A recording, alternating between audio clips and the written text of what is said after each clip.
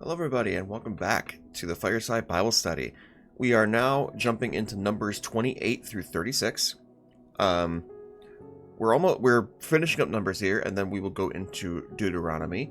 But very excited about this. So, in the prior session, Aaron passed away, and we basically met someone who was going to be taking the place of Moses, which name was Balaam. He became a servant of the Lord, started to prophesy, share the Lord's thoughts with a man named Balak. And it was another example of how to follow the Lord, So I think that was really cool. But now we're going to go into chapter 28, and we will finish out the book. So I'll pray us in. We'll get started. Heavenly Father, we just come to you once again to absorb your wisdom, absorb some knowledge, and we just thank you for all that you've given us, and we thank you for all that you do. Please pour your spirit out on us, my Lord, and we will take it with love, and we follow you till the end. In your name we pray. Amen. All right, chapter 28, Laws for Offerings. Then the Lord spoke to Moses, saying, Command the sons of Israel, and say to them, You shall be careful to present to me my offering, my food for my offerings by fire, soothing aroma to me for at their appointed time. And you shall say to them, This is the offering by fire which you shall offer to the Lord, 2 male lambs 1 year old without defect, as a continual burnt offering every day. You shall offer the one lamb in the morning, the other lamb shall offer at twilight. Also 1/10 of ephah of fine flour as a grain offering, mixed with 1/4 of a hin of pure oil. It is a continual burnt offering which was ordained on Mount Sinai as a soothing aroma, an offering by fire to the Lord. Then the drink offering with it shall be 1/4 of a hin for each lamb, and in the holy place pour a drink of offering of strong drink to the Lord. The other lamb you shall offer on twilight, as a grain offering in the morning, and as drink offering you shall offer as an offering by fire, a soothing aroma to the Lord. So 1 in the morning, 1 at night. Then on the Sabbath day, 2 male lambs 1 year old without defect, and 2/10 of an ephah of fine flour, mixed with oil as a grain offering and its drink offering. This is the burnt offering of every Sabbath, in addition to the continual burnt offering and its drink offering. Then at the beginning of each of your months you shall present a burnt offering to the Lord, 2 bulls and 1 ram, 7 male lambs 1 year old without defect, and 3/10 of an ephah of fine flour mixed with oil as a grain offering, 1 for each bull, and 2/10 of fine flour mixed with oil as a grain offering, 1 for the ram, 1/10 of an ephah of fine flour mixed with oil as a grain offering for each lamb, as a burnt offering of a soothing aroma, an offering by fire to the Lord. Their drink offering shall be a hin of wine for a bull, and 1/3 of a hin for the lamb, and 1/4 of a hin for a lamb. This is the burnt offering of each month throughout the months of the year. And 1 male goat as a sin offering to the Lord. It shall be offered with its drink offering, in addition to the continual burnt offering. In the Lord's Passover shall be the 14th day of the first month. On the 15th day of this month there shall be a feast. Unleavened bread shall be eaten for 7 days. On the first day there shall be a holy assembly. You shall do no laborious work. But you shall present an offering by fire, a burnt offering to the Lord, 2 bulls and 1 ram, 7 male lambs 1 year old that you have without defect. For the grain offering you shall offer fine flour mixed with oil, 3/10 of an ephah for a bull, 2/10 for the ram. 1/10 of an ephah you shall offer for each of the 7 lambs, and 1 male goat as a sin offering to make atonement for you. You shall present these beside the burnt offering of the morning, which is for a continual burnt offering. In this way you shall present daily for 7 days the food of the offering by fire, of a soothing aroma to the Lord. It shall be presented with its drink offering in addition to the continual burnt offering. On the 7th day you shall have a holy assembly. You shall do no laborious work. Also on the day of the first fruits, when you present a grain offering to the Lord in your feast of weeks, you shall have a holy assembly. You shall do no laborious work. But you shall offer a burnt offering as a soothing aroma to the Lord, 2 bulls, 1 ram, and 7 male lambs 1 year old. And as their grain offering, the fine flour mixed with oil, 3/10 of an ephah for each bull, 2/10 for the ram, and 1/10 for each of the 7 lambs. Also, 1 male goat to make atonement for you. Besides the continual burnt offering and its grain offering, you shall present them with their drink offerings. They shall be without defect. Offerings of the 7th month. Now in the 7th month, on the first day of the month, you shall have a holy assembly. Do no laborious work. It will be to you a day for blowing trumpets, and you shall offer a burnt offering as a soothing aroma to the Lord. 1 bull, 1 ram, 7 male lambs, 1 year without defect. Also their grain offering, fine flour mixed with oil, 3/10 of an ephah for the bull, 2/10 for the ram, and 1/10 for each of the 7 lambs. and 1 male goat as a sin offering to make atonement for you. Besides the burnt offering of the new moon and its grain offering, and the continual burnt offering and its grain offering, and their drink offerings, according to the ordinance, for a soothing aroma of fire, an offering by fire to the Lord. Then on the 10th day of the 7th month you shall have a holy assembly. You shall humble yourselves, do not do any work. You shall present a burnt offering to the Lord as a soothing aroma, 1 bull, 1 ram, and 7 male lambs 1 year old, that you have without defect. And their grain offering, fine flour mixed with oil, 3/10 of an ephah for the bull, 2/10 and 1 for the ram, and 1/10 for each of the 7 lambs. 1 male goat as a sin offering, besides the burnt offering of atonement, and the continual burnt offering, its grain offering, and their drink offerings. Boy, you could eventually memorize these offerings in the order that they are to be received. The more you read this. Jeez. Then on the 15th day of the 7th month, you shall have a holy assembly. Do no laborious work. You shall celebrate with a feast to the Lord for 7 days. You shall present a burnt offering by fire as a soothing aroma to the Lord, 13 bulls, 2 rams, and 14 male lambs, 1 year old, without defect. And their grain offering, fine flour mixed with oil, 3/10 of an ephah for each of the 13 bulls, 2/10 for each of the 2 rams, 1/10 for each of the 14 lambs, 1 male goat as a sin offering, besides the continual burnt offering, and its grain offering, and its drink offering. We're going to skip ahead a little bit because the next 2 are the exact same thing, just on a different day. You shall present these to the Lord as your appointed times, besides your vowed offerings and your voluntary offerings, for your burnt offerings and your grain offerings, your drink offerings, for your peace offerings. And Moses spoke to the sons of Israel in accordance with everything the Lord had commanded Moses. I want you guys to picture this for a second. The Lord wanted everybody to offer many lambs, rams, and offerings on several specific days, depending on the month. Like, that is a lot of livestock, first of all. So these guys probably had to breed and, like, raise up a lot of rams and lambs to satisfy the Lord, which, that's what the Lord wanted, and that's cool, but it's just like, that's a lot. I can't imagine that, doing that today. Good Lord. The law of vows.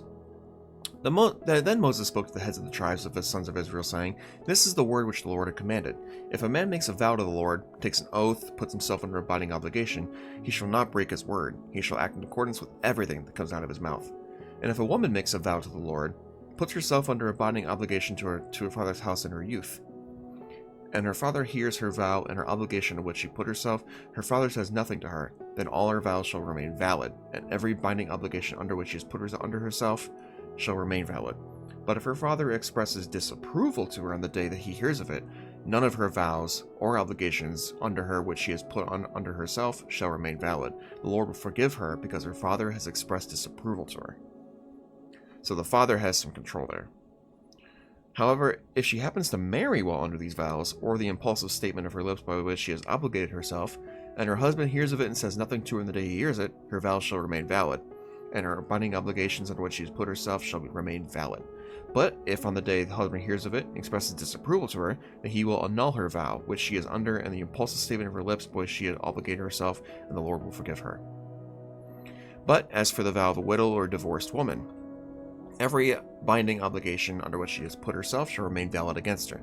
However, if a married woman vowed in her husband's house, or put herself under a binding obligation with an oath, and her husband heard it, and said nothing to her, did not express disapproval, then all her vows shall remain valid, and every binding obligation which she's put under herself shall remain valid. But if her husband actually annuls them on the day he hears them, no utterance from her lips concerning the vows of the obligations she put herself shall remain valid. Her husband has annulled them, and the Lord will forgive her. Every vow, every binding oath to humble herself, and her husband may confirm, or her husband may annul it. But if her husband in fact says nothing from her from day to day, and he confirms all of her vows and binding obligations which are on her, he has confirmed them, because he said nothing to her on the day he heard them. However, if he actually annuls them after he has heard them, then he shall bear the responsibility for her guilt. These are the statutes which the Lord had commanded Moses concerning matters between a man and his wife, and between a father and his daughter, while she is in her youth in her father's house. 31. The slaughter of Midian.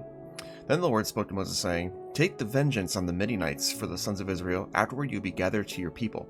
So Moses spoke to the people, saying, Arm men from among you for war, so that they may go against Midian to execute the Lord's vengeance on Midian. You shall send 1,000 from each tribe of all tribes of Israel to war. So they were selected from the thousands of Israel, 1,000 from each tribe, 12,000 armed for war. And Moses sent them 1,000 from each tribe to the war, and Phinehas, the son of Eleazar the priest, to the war with them, and the holy implements and the trumpets for the alarm in his hand. So they made war against Midian, just as the Lord had commanded Moses, and they killed every male. They killed the kings of Midian along with the rest of those killed: Evi, Rechem, Zur, Hur, and Reba, the 5 kings of Midian. They also killed Balaam, the son of Beor, the sword. And the sons of Israel took captive the women of Midian and their little ones, and they plundered all their cattle, their flocks, and their property. Then they burned all their cities where they lived in their encampments. They took all the plunder and the spoils, both the people and livestock. They brought the captives and the spoils and plunder to Moses, to Eleazar the priest, and to the congregation of the sons of Israel, to the camp at the plains of Moab, which are by the Jordan opposite of Jericho. Moses and Eleazar the priest and all the leaders of the congregation went out to meet them outside the camp. But Moses was angry with the officers of the army, the commanders of thousands and the commanders of hundreds, who had come from the service in the war. Moses said to them, "Have you spared all the women? Behold, they caused the sons of Israel, through the counsel of Balaam, to be unfaithful to the Lord in the matter of Peor. So the plague that took place among the congregation of the Lord. Now therefore, kill every male from among the little ones, and kill every woman who has known a man intimately. However, all the girls who have not known a man intimately, keep alive for yourselves. As for you, camp outside the camp for 7 days. Whoever has killed a person, who has not touched anyone killed, purify yourselves, you and your captives. On the 3rd day, on the 7th day, you shall purify yourselves every garment, every article of leather, every work of goat's hair, every article of wood." Then Eleazar the priest said to the men of war who had gone to the battle, "This is the statute of the law which the Lord has commanded Moses. Only the gold and the silver, bronze, iron, tin, and the lead. Everything that can withstand the fire, you shall pass through the fire. It will be clean. Only shall be purified with water for impurity. But whatever cannot withstand the fire shall not pass through the water. And you shall wash your clothes on the 7th day and be clean. Afterward you may enter the camp." Division of the plunder. Then the Lord spoke to Moses, saying, "You and Eleazar the priest and the heads of the fathers' households of the congregation take count of the spoils that were captured, both people and livestock, and divide the spoils between the warriors who went to the battle on all the congregation. Also collect a tribute tax for the Lord from the men of war who went to the battle, 1 in 500 of the persons, of the cattle, donkeys, the sheep. Take it from their half, and give it to Eleazar the priest as an offering to the Lord. And of the sons of Israel's half, you shall take 1 drawn from every 50 of the persons, of the cattle, of the donkeys, of the sheep, from all the animals. Give them to the Levites who perform the duty of the tabernacle of the Lord." Moses and Eleazar the priest did just as the Lord commanded Moses. Now the spoils that remained from the plunder, which the men of war had plundered, was 675,000 sheep, 72,000 cattle, 61,000 donkeys, and of the captive people, the women who had not known a man intimately were 32,000. The share who those who went to war was as follows. The number of sheep was 337,500. The Lord's tribute of the tax was 675. And the cattle were 30,000, which the Lord's tribute tax was 72. The donkeys were 30,500, which the Lord's tribute tax was 61. And the captive of the people were 16,000, from whom the Lord's tribute was 32 persons. And Moses gave the tribute tax, which was the Lord's offering, to Eleazar the priest, just as the Lord had commanded him.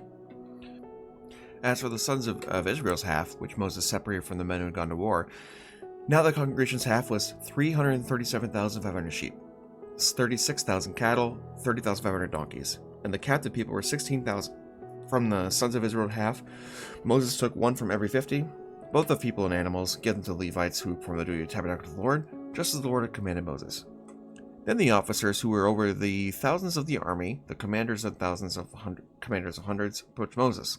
They said to Moses, "Your servants have taken a census of the men of war who are under our authority, and no man of us is missing. So we have brought as an offering to the Lord what each man found: articles of gold, armlets, bracelets, signet rings, earrings, necklaces, to make atonement for ourselves before the Lord." Moses and Eleazar took the gold from them, all kinds of crafted articles. All the gold of the offering which they offered up to the Lord, the commanders of thousands and the commanders of hundreds, was 16,750 shekels. The men of war had taken plunder, every man for himself. So Moses and Eleazar took the gold from the commanders and brought it to the tent of meeting as a memorial for the sons of Israel before the Lord. Reuben and Gad settled in Gilead.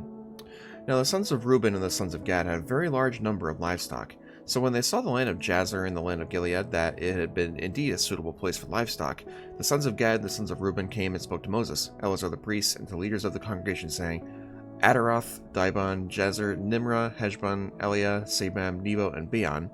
The land which the Lord had conquered before the congregation of Israel is a land for livestock, and your servants have livestock. And they said, If we have found favor in your sight, let this land be given to your servants as our property. Do not take us across the Jordan. But Moses said to the sons of Gad and the sons of Reuben, Should your brothers go to war while you remain here? And why are you discouraging the sons of Israel from crossing over to the land which the Lord has given them? This is what your fathers did when I sent them from Kadesh Barnea to see the land. When they went up to the valley of Eshcol and saw the land, they discouraged the sons of Israel, so that they did not go to the land which the Lord had given them. So the Lord's anger burned on that day, and he swore, saying, None of the men who come up from Egypt, from 20 years old and upward, shall see the land which I swore to Abraham, to Isaac, to Jacob. For they did not follow me fully, except Caleb, the son of the Jephunneh, the Kenizzite, and Joshua, the son of Nun. They have followed the Lord fully. So the Lord's anger burned against Israel, and made them wander in the wilderness for 40 years, until the entire generation of those who had done evil in the sight of the Lord came to an end. Now behold, you have risen up in your father's place, born of sinful men, to add more to the burning anger of the Lord against Israel. For if you turn away from following him, he will once more leave them in the wilderness, and you will destroy all these people. Then they approached him and said, We will build sheepfolds for our livestock here, and our cities for our little ones. But we ourselves will be armed, hurrying ahead of the sons of Israel until we have brought them to their place, while our little ones live in the fortified cities because of the inhabitants of the land. We will not return to our homes until every single one of the sons of Israel has gained possession of his inheritance. But we will not have an inheritance with them on the other side of the Jordan and beyond, because our inheritance has come to us on this side of the Jordan toward the east. So Moses said to them, If you will do this, you will arm yourselves before the Lord for the war. And all of you armed men cross over the Jordan before the Lord until he has driven his enemies out from him. And the land is subdued before the Lord. And afterward you may return and be free of obligation toward the Lord and toward Israel, and this land shall be yours as property before the Lord. But if you do not do so, behold, you have sinned against the Lord, and be sure that your sin will find you out. Build yourselves cities for your little ones, and sheepfolds for your sheep, and do what you have promised. Then the sons of Gad and the sons of Reuben spoke to Moses, saying, Your servants will do just as my Lord commands. Our little ones, our wives, our livestock, and all of our cattle shall remain here in the cities of Gilead. While your servants, that is, everyone who is armed for war, cross over in the presence of the Lord to battle, just as my Lord says. So Moses gave the command regarding them to Eleazar the priest, to Joshua the son of Nun, and to the heads of the households of tribes of sons of Israel. And Moses said to them, If the sons of Gad and the sons of Reuben, everyone who is armed for battle, cross with you over the Jordan in the presence of the Lord, and the land is subdued before you, that you shall give them the land of Gilead as their property. But if they do not cross over with you armed, they shall instead be settled among you in the land of Canaan. And the sons of Gad and the sons of Reuben answered, saying, As the Lord has said to your servants, so we will do. We ourselves will cross over armed in the presence of the Lord into the land of Canaan, and the property of our inheritance shall remain with us across the Jordan. So Moses gave to them to the sons of Gad, the sons of Reuben, and to the half-tribe of Joseph's son Manasseh, the kingdom of Sihon, king of the Amorites, and the kingdom of Og, the king of Bashan, the land with its cities and their territories, the cities of their surrounding land. And the sons of Gad built Dibon, Atroth Oror, Atroth Shopan, Jazer, Jogbeah, Beth Nimrah, and Beth Haran as fortified cities, and sheepfolds for sheep. The sons of Reuben built Heshbon, Eliah, Kirtaim, Nebo, and Baal-Meon, and their names being changed. And Sibnah they gave the other names of the cities which they had built. The sons of Machir, the son of Manasseh, went to Gilead and took it, and he dispossessed the Amorites who were in it. So Moses gave Gilead to Machir, the son of Manasseh, and he lived in it. Jair, the son of Manasseh, went and took its towns, and called them Havoth-Jair. Nobah went and took Kenneth and its villages, and named it Nobah, after his own name. Review of the journey from Egypt to Jordan, chapter 33. These are the journeys of the sons of Israel by which they came out of the land of Egypt by their armies, under the leadership of Moses and Aaron. Moses recorded their starting places according to their journeys by the command of the Lord, and these are the journeys according to their starting places. Now they journeyed from Ramses in the first month, And on the 15th day of the first month, on the day of the Passover, the sons of Israel started out boldly in the sight of all the Egyptians. While the Egyptians were burying all their firstborn which the Lord had fatally struck among them, the Lord also executed judgments against their gods. Then the sons of Israel journeyed from Ramses to camped in Succoth. They journeyed from Succoth and camped in Etham, which is on the edge of the wilderness. They journeyed from Etham and turned back to Pi-Hahiroth, which faces Baal-Zephon, when they camped before Migdol. They journeyed from Pi-Hahiroth and passed through the midst of the sea to the wilderness, and went 3 days' journey in the wilderness of Etham and camped at Marah. They journeyed from Marah and came to Elim, and Elim, where there were 12 springs of water and 70 palm trees, and they camped there. They journeyed from Elim and camped by the Red Sea, and they journeyed from the Red Sea and camped in the wilderness of Sin.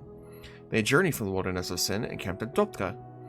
They journeyed from Dophkah and camped at Alush, and they journeyed from Alush and camped at Rephidim. Now it was there that the people had no water to drink.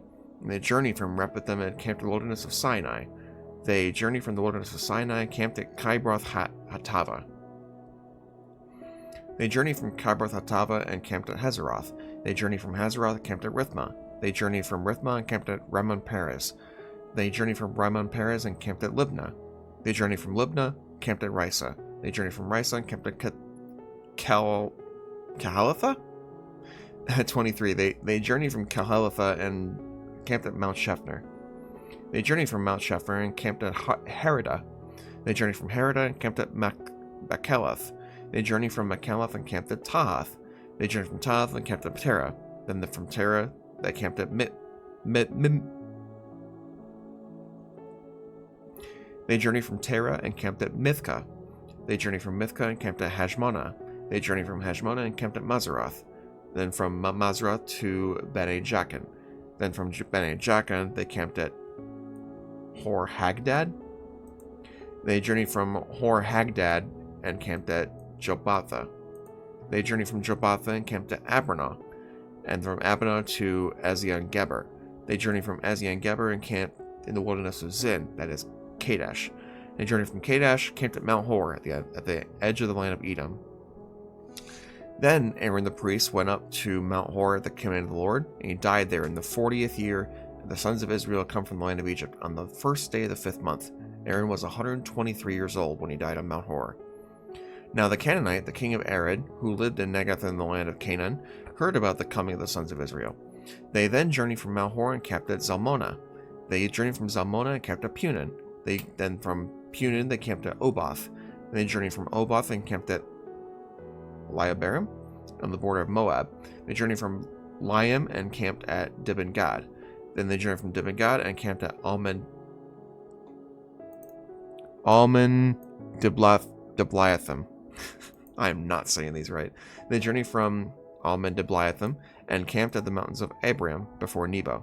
They journeyed from the mountains of Arabim and camped at the plains of Moab by the Jordan opposite Jericho. They camped by the Jordan from Beth Jeshemoth as far as Abel Shittim in the plains of Moab. The law for processing the land. Then the Lord spoke to Moses in the plains of Moab by the Jordan opposite Jericho, saying, Speak to the sons of Israel and say to them, When you cross the Jordan in the land of Canaan, you shall drive out the inhabitants of the land from you, destroy all their idolatrous sculptures, destroy their cast metal images, and eliminate their high places. You shall then take possession of the land and live in it, for I have given the land to you to possess it. You shall maintain the land as inheritance by lot according to your families. To the larger you shall give more inheritance, and to the smaller you shall give less inheritance. When the lot falls to anyone, that shall be his. You shall pass on land as inheritance according to the tribes of their fathers, but if you do not drive out the inhabitants from the land from you, then it will become about that those who you let remain in them be like thorns in your eyes and pricks on your sides. They will trouble you in the land which you live. And just as I plan to do to them, I will do to you. So, take advantage of the land he's given you, or the Lord will make other use of it. Instruction for apportioning Canaan, chapter 34. When the Lord spoke to Moses, saying, Command the sons of Israel and say to them, When you enter the land of Canaan, this is the land you shall fall to you as inheritance, that is, the land of Canaan according to its borders. Your southern region shall extend from the wilderness of Zin along the side of Edom, and your southern border shall extend from the end of the Salt Sea eastward. Then your border shall change direction from the south to the ascent of Akrabim and continue to Zin, and its termination shall be to the south of Kadesh Barnea, and it shall reach Hazadar and continue to Asmon. Then the border shall change direction from Asmon to the brook of Egypt, and its termination shall be at the sea. As for the western border, you shall have the Great Sea, that is its coastline, as your western border. And this shall be your northern border. You shall draw your boundary from the Great Sea to Mount Hor, and you shall draw a boundary from the Mount Hor to Lebo Hamath, and the termination of the border shall be Zedad. And the border shall proceed to Zephron, and its termination shall be at Hazar Enan. This shall be your northern border. For your eastern border, you shall draw a boundary line from Hazar Enan to Shephem, and the border shall go down from Shephem to Riblah on the east side of Ain.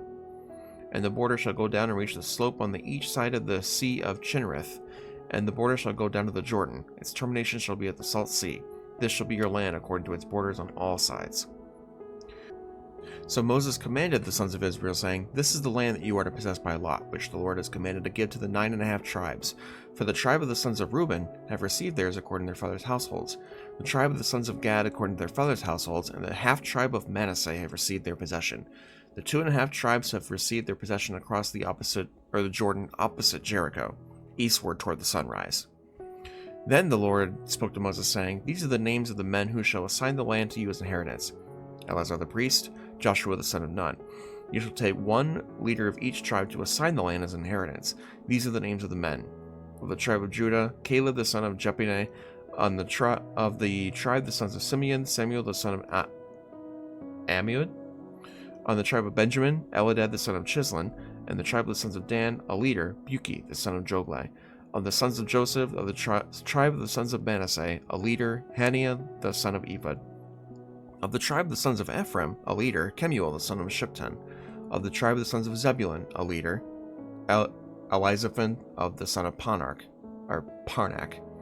Of the tribe of the sons of Issachar, a leader, Paltiel the son of Azan. Of the tribe of the sons of Asher, a leader, Ayud the son of Shalomi. Of the tribe of the sons of Naphtali, a leader, Pedalel the son of Ammud. These are the ones who the Lord commanded to apportion the inheritance of the sons of Israel in the land of Canaan. Alright, 35. The cities for the Levites. Now the Lord spoke to Moses in the plains of Moab by the Jordan opposite Jericho, saying, Command the sons of Israel that they give to the Levites the inheritance, or from the inheritance their possessions, cities to live in. And you shall give to the Levites pasture lands around the cities. The cities shall be theirs to live in, and their pasture lands shall be for their cattle and for their equipment and all the other animals.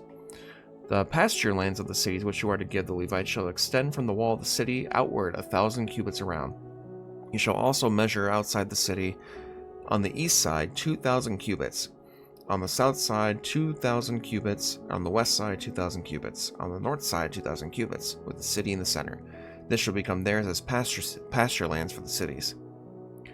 City of Refuge.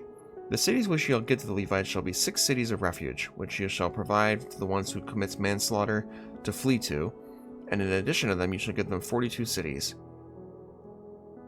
The total number of cities which you are to give to the Levites shall be 48 cities, together with their pasture lands. As for the cities you shall give them from the possession of the sons of Israel, you should take more from the larger, you shall take fewer from the smaller, and shall give some of his cities to the Levites in a proportion to the inheritance which he possesses.